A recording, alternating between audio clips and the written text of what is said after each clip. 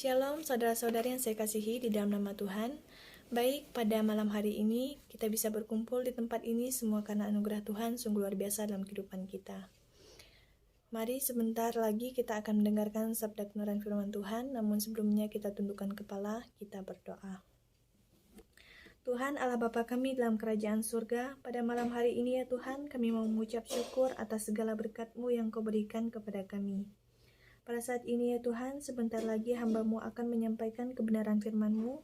Kiranya Engkau berkati hamba-Mu yang akan menyampaikan. Engkau berilah hamba-Mu ini kekuatan, kemampuan yang berasal daripada-Mu. Engkau berkati juga jemaat Tuhan yang akan mendengarkan sabda kebenaran firman Tuhan. Kiranya mereka boleh menyimak dengan baik. Terima kasih ya Tuhan, kami tolak kiranya iblis-iblis yang ingin mengganggu kami. Kami tolak hanya di dalam nama Tuhan Yesus. Haleluya. Amin.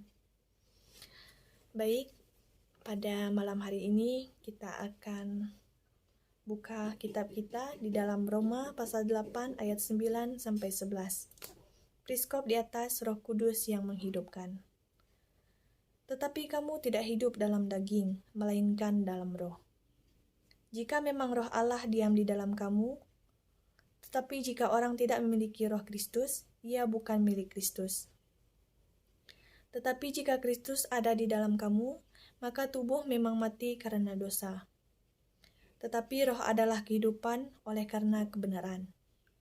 Dan jika roh Dia yang telah membangkitkan Yesus dari antara orang mati, diam di dalam kamu, maka Ia yang telah membangkitkan Kristus Yesus dari antara orang mati, akan menghidupkan juga tubuhmu yang fana itu oleh rohnya yang diam di dalam kamu.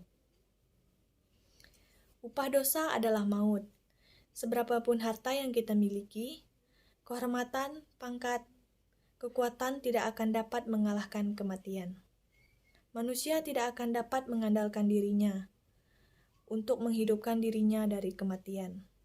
Hanya Tuhan yang dapat menghidupkan kita, sebagaimana Kristus membangkitkan orang yang mati dan juga Dia yang bangkit dari kematian.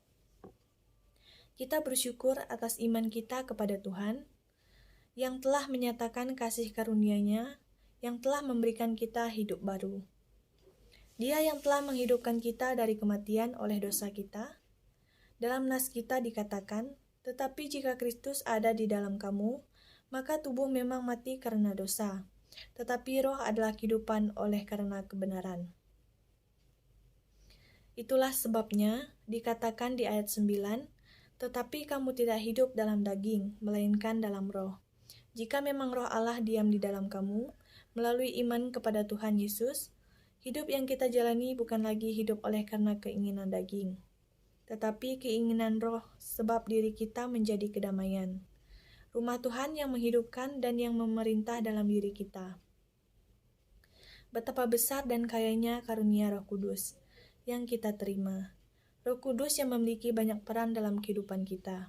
Dia menjadi penolong, penghibur, penasehat, pengajar, penuntun.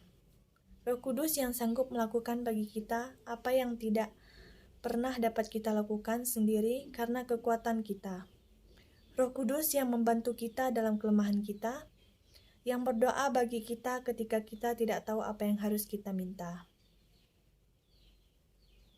Roh Kudus juga menyatakan bagi kita hal-hal yang tidak pernah dilihat mata, didengar oleh telinga, yang tidak pernah timbul dalam hati manusia, bahkan hal-hal yang tersembunyi dalam diri Allah. Roh Kudus menyatakan itu bagi kita. Segala yang berguna bagi kehidupan kita, Roh Kudus akan senantiasa bekerja mendatangkan itu bagi kita.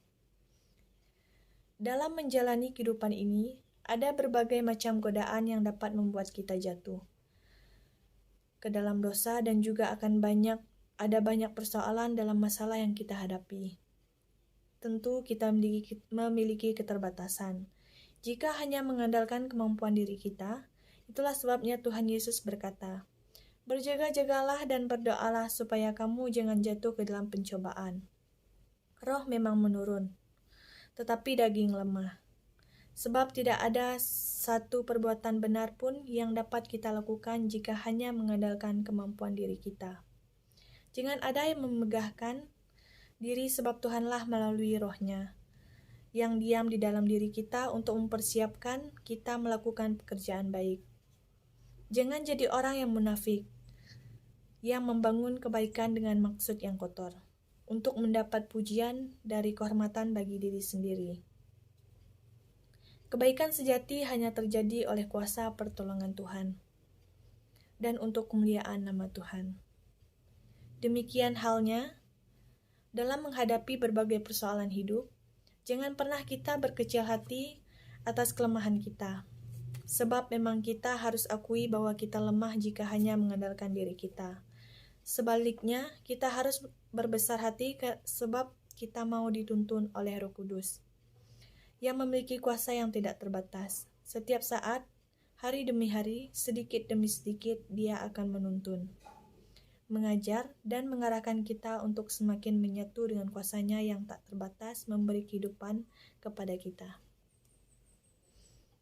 Yang Tuhan kehendaki adalah kesungguhan kita mau untuk menerima tuntunan Roh yang menghidupkan kita, sehingga kita senantiasa diperbarui tahap demi tahap, langkah demi langkah oleh Roh Kudus.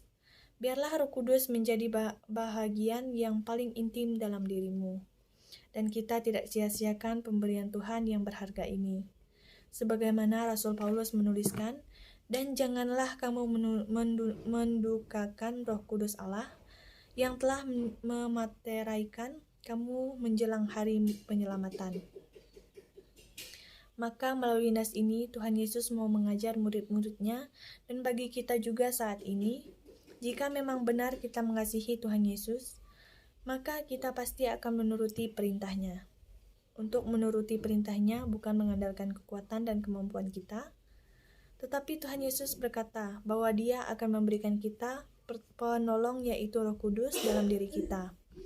Roh Kudus yang akan menolong, yang akan memampukan kita menghidupi firman-Nya. Maka tidak sulit melakukan firman Tuhan jika kita mengandalkan Roh Kudus. Roh Kudus yang adalah memberikan yang paling berharga yang Tuhan berikan di tengah-tengah kehidupan kita. Namun realitanya Roh Kudus itu bisa memiliki makna yang mengambang, yang sulit untuk dipahami, dan terkesan hanya sebatas kata-kata saja. Mengapa ini bisa terjadi? Karena kita tidak benar-benar menghidupi keberadaan Roh yang ada dalam diri kita. Kita yang tidak mau mengenal, dituntun, diajar, dan berserah dengannya.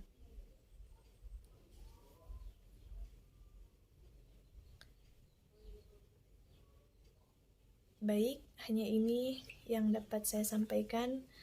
Mari kita berdoa.